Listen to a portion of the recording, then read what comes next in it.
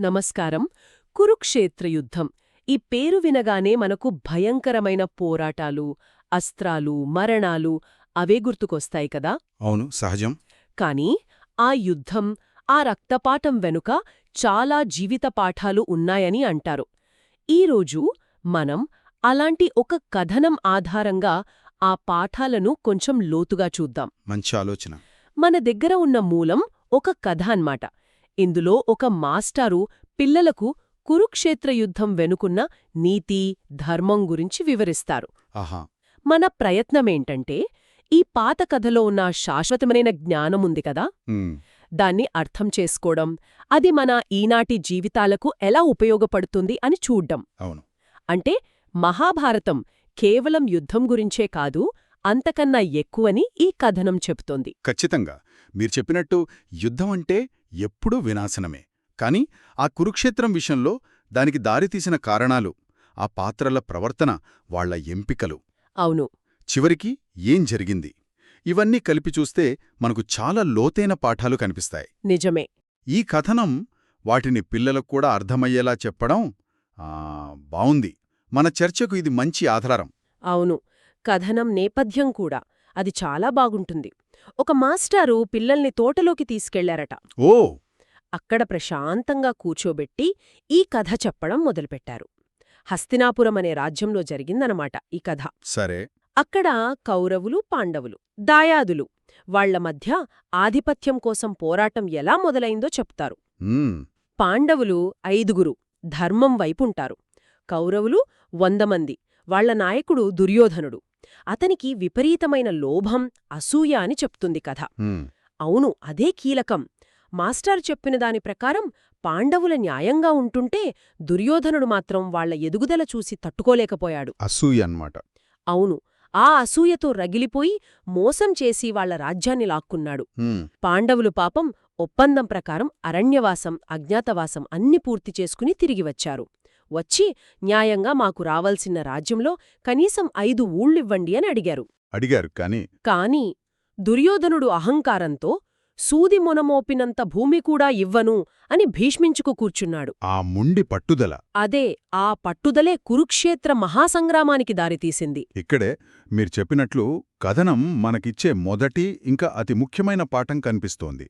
అతి లోభం అనర్థదాయకం. అవును. ఇక్కడ దుర్యోధనుడిది కేవలం డబ్బుమీద ఆశ కాదు, అది అధికారం మీద వ్యామోహం, పాండవుల మీద భరించలేని అసూయ, వాళ్ళని ఎలాగైనా అణగదొక్కాలనే చెడు ఆలోచన. అన్నీ కలిపి ఉన్నాయి. అవును.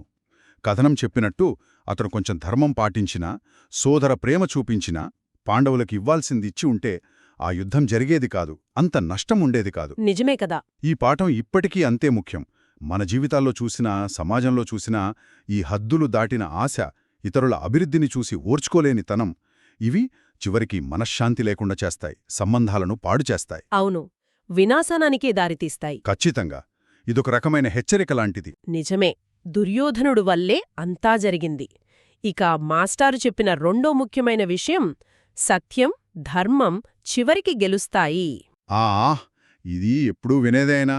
అవును, కాని కథనం దీన్ని పాండవులు ఉదాహరణతో చాలా బలంగా చెప్తుంది.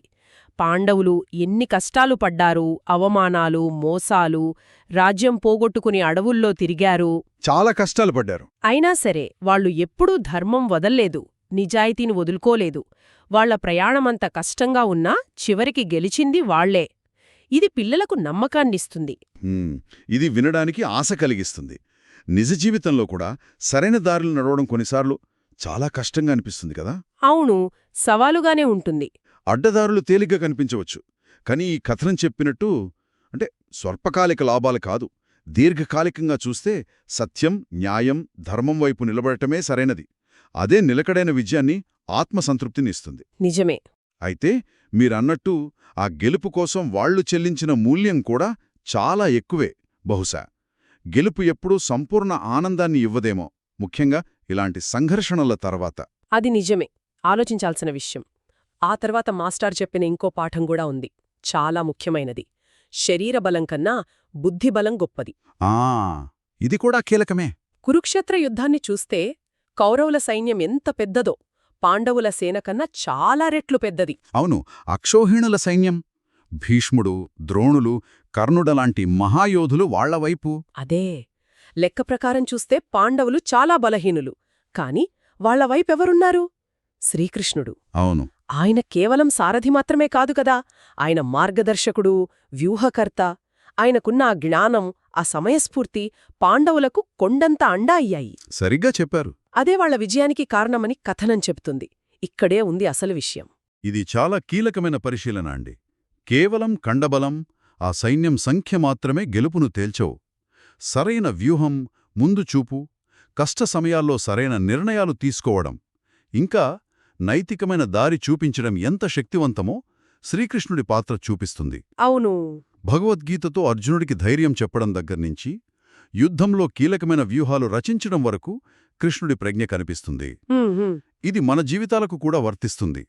సమస్యల్ని కేవలం భౌతిక శక్తితో కాకుండా జ్ఞానంతో, ఆలోచనతో, వివేచనతో ఎదుర్కోవడం ఎంత ముఖ్యమో ఇది చెబుతోంది. అవును. ముఖ్యంగా విద్యార్థులకు జ్ఞానం సంపాదించడం, తెలివితేటలు పెంచుకోవడం ఎంత అవసరమో ఇది సూచిస్తుంది. బహుశా మాస్టరు కూడా పిల్లలకి ఇదే చెప్పి ఉంటారు. అవును, ఖచ్చితంగా చెప్పే ఉంటారు. అయితే ఇంత గొప్ప విజయగాథలో కూడా యుద్ధం తెచ్చే విషాదాన్నే కథలం మర్చిపోలేదు. అది కూడా అంతే ముఖ్యం. మాస్టారు పిల్లలకు యుద్ధం వల్ల కలిగే నష్టాల గురించి కూడా చెబుతారు. శాంతియుత పరిష్కారమే ఉత్తమం అని గట్టిగా నొక్కి చెబుతారు. అవును. కురుక్షేత్ర యుద్ధం రెండు పక్షాలకు అంతులేని దుఃఖాన్ని మిగిల్చింది కదా.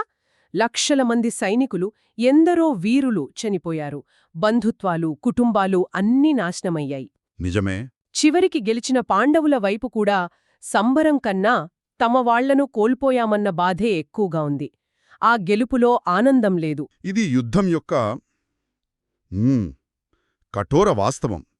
గెలుపోటములతో సంబంధం లేదు. యుద్ధమంటేనే మానవాళికి తీరని నష్టం. ప్రాణనష్టం, ఆస్తి నష్టం ఒక ఎత్తు అయితే, అది తరతరాల మీద మానసికంగా, సామాజికంగా చూపే ప్రభావం ఇంకో ఎత్తు. అవును కదా. ఈ కథనం ద్వారా ఆ మాస్టారు పిల్లలకు చెప్పినట్టుగా మనకి విభేదాలు, గొడవలు వచ్చినప్పుడు వీలైనంతవరకు చర్చలతో, సంప్రదింపులతో శాంతి మార్గాలను వెతకడమే మంచిదని గ్రహించాలి. నిజమే. యుద్ధమనేది చివరి అస్త్రం కావాలిగాని మొదటిది కాకూడదు. ఈ కథనంలోని విషాదం ఆ శాంతి విలువను మనకు మళ్లీ మళ్లీ గుర్తుచేస్తుంది. ఇక ఈ మొత్తం కథలో ముఖ్యంగా కురుక్షేత్రంలో అత్యంత ప్రధానమైనది, ప్రపంచ ప్రఖ్యాతిగాంచింది భగవద్గీత. భగవద్గీత కథనంలో మాస్టారు దీని ప్రాముఖ్యతను బుడం వివరిస్తారు. యుద్ధం మొదలయ్యే సమయం, రణరంగంలో ఎదురుగా ఉన్నది శత్రువులు కాదు, తన తాతలు, గురువులు, బంధువులు అని చూసి అర్జునుడు ఒక్కసారిగా కుంగిపోతాడు. అవును, ఆ సంఘర్షణ. తన వాళ్లని ఎలా చంపాలి, ఈ రక్తంతో తడిసిన రాజ్యం నాకెందుకు అని బాధపడుతూ చేతిలోని గాండీవం జారవిడుస్తాడు. యుద్ధం చెయ్యను అని కూర్చుంటాడు. క్లిష్టమైన పరిస్థితి. ఆ సమయంలో అతనికి రథసారథిగా ఉన్న శ్రీకృష్ణుడు అర్జునుడి సందేహాలు తీరుస్తూ కర్తవ్యం గురించి, ఆత్మ గురించి, ఫలితం ఆశించకుండా పనిచేయడం, కర్మయోగం, జ్ఞానం, భక్తి ఇలా ఎన్నో విషయాలు చెప్పిన గొప్ప ఉపదేశమే భగవద్గీత. క్లుప్తంగా చెప్పాలంటే, అర్జునా, నువ్వు క్షత్రియుడివి, యుద్ధం చేయడం నీ ధర్మం. ఇక్కడ ధర్మమంటే నీ బాధ్యత. ఫలితం ఏమవుతోందో, కష్టనష్టాలు వస్తాయో అని ఆలోచిస్తూ నీ పని నుంచి వెనక్కి తగ్గకూడదు. స్థిరంగా, నిర్లిప్తంగా నీ పని నువ్వు చెయ్యి అని కృష్ణుడు బోధిస్తాడు. మాస్టారు దీని పిల్లల స్థాయికి తగ్గట్టు వివరిస్తారు. భగవద్గీతను కేవలం యుద్ధభూమిలో అర్జునుడికి చెప్పిన ఉపదేశంగానే చూడకూడదు. మీరన్నట్టు దాని గొప్పతనమేంటంటే, అది ఏ కాలానికైనా, ఏ దేశానికైనా వర్తించే ఒక సార్వజనీన జీవన విధానం. అవును. మన రోజువారీ జీవితంలో మన బాధ్యతలను, అది చదువు కావచ్చు, ఉద్యోగం కావచ్చు, కుటుంబం కావచ్చు, ఎలా శ్రద్ధగా చెయ్యాలి, మనం చేసే పని ఫలితం మన చేతిలో లేనప్పుడు దానికి బాధపడకుండా మన ప్రయత్నాన్ని మనం ఎలా కొనసాగించాలి, సుఖదుఖాలు, గెలుపోటములు ఇలాంటి ద్వంద్వాలను ఎలా సమానంగా చూడాలి, జీవితంలో వచ్చే నైతిక సమస్యలను, మానసిక సంఘర్షణలను ఎలా దాటాలి, ఇలాంటి ఎన్నో ప్రశ్నలకు భగవద్గీతలో సమాధానాలు దొరుకుతాయి. నిజమే. కథనం సూచించినట్టు చదువులోనో, పనిలోనో వచ్చే ఒత్తిళ్లకు, వైఫల్యాలకు కుంగిపోకుండా మన ధర్మాన్ని, అంటే మన బాధ్యతను మనం నిబద్ధతతో చేస్తూ ముందుకు సాగాలనే స్ఫూర్తిని గీత ఇస్తుంది. అవును. మాస్టారు చెప్పిన ఈ పాఠాలన్నీ పిల్లల మీద బాగా ప్రభావం చూపినట్టు కథనం చివర్లో తెలుస్తుంది. కథ పూర్తయ్యాక పిల్లలు ఒక్కొక్కరుగా తాము నేర్చుకున్నది చెబుతారు. ఒకరు నేనికపై అత్యాసపడను అంటారు. ఓహ్, చాలా బావుంది. ఇంకొకరు నేనెప్పుడూ నిజమే చెబుతాను, అబద్ధం ఆడను అంటారు. మరో చిన్నారి గొడవ పడటం కంటే స్నేహంగా ఉండటమే మంచిది అని గ్రహిస్తాడు. వాళ్ళ మాటల్లోనే పాఠాల సారాంశం వచ్చేసింది. అవును, వాళ్ళ మాటలు విని మాస్టర్ కూడా ఎంతో సంతోషిస్తారు. ఇదొక రకంగా ఆ పాఠాల సారాంశాన్ని మనకు మళ్లీ గుర్తుచేస్తోంది. పిల్లలా సరళమైన మాటల్లో ఆ గొప్ప నీతులు వినిపించడం బావుంది. నిజమే. సో మొత్తం మీద ఈ కథనం ద్వారా మనం కురుక్షేత్ర యుద్ధం నుంచి గ్రహించాల్సిన ముఖ్యమైన పాఠాలేంటంటే, 1 దురాశ, అసూయ లాంటివి వదిలేయాలి. అవును.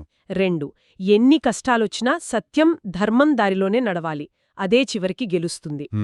3 కేవలం ఒంటి బలం మీద కాకుండా బుద్ధిబలం, జ్ఞానం ఉపయోగించి సమస్యలు పరిష్కరించుకోవాలి. సరే. 4 వీలైనంత వరకు గొడవలు లేకుండా శాంతి కోసం ప్రయత్నించాలి. చివరిగా మన కర్తవ్యాన్ని, బాధ్యతలను నిబద్ధతతో చెయ్యాలి. సరిగ్గా చెప్పారు.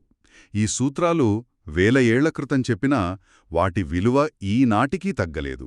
నిజమే. అంటే దీన్ని కొంచెం పెద్ద చిత్రంలో చూస్తే, నేటి మన ఆధునిక, వేగవంతమైన, సంక్లిష్టమైన ప్రపంచంలో కూడా ఈ విలువలు అంతే అవసరం. అవును కదా. మన వ్యక్తిగత ప్రవర్తనను సరిచేసుకోవడానికి, మన పనిలో నైతికంగా ఉండటానికి, సమాజంలో శాంతిగా కలిసి ఉండటానికి ఇవి ఎప్పటికీ దారి చూపిస్తాయి. కేవలం పాత కథల్లోని నీతులుగా కాకుండా ఆచరణలో పెట్టాల్సిన జీవన విధానంగా వీటిని చూడాలి. ఖచ్చితంగా. ఈ చర్చను ముగించే ముందు వింటున్న వారికోసం ఒక ఆలోచనను పంచుకోవాలనుకుంటున్నాను. చెప్పండి. భగవద్గీతలో శ్రీకృష్ణుడు మళ్లీ మళ్లీ చెప్పిన ఆ ధర్మం అంటే కర్తవ్యం, సరైన నడవడిక, బాధ్యత, ఈ భావనను నేటి మన ప్రపంచంలో, మన సొంత జీవితాల్లో ఎలా అన్వయించుకోవాలి? మంచి ప్రశ్న. ప్రతిరోజూ మనం ఎదుర్కొనే చిన్న చిన్న సవాళ్లలో, నిర్ణయాలలో మన స్వధర్మాన్ని, అంటే మన చదువు పట్ల, ఉద్యోగం పట్ల, కుటుంబం పట్ల, సమాజం పట్ల మనకున్న బాధ్యత కావచ్చు, దాన్ని గుర్తించి దాన్ని చిత్తశుద్ధితో పాటిస్తే మనం ఎలా మెరుగైన వ్యక్తులుగా, సమాజంగా మారగలం, దీని గురించి ఆలోచించడం అవసరమనిపిస్తుంది. నిజమే, ఆలోచించాల్సిన విషయమే.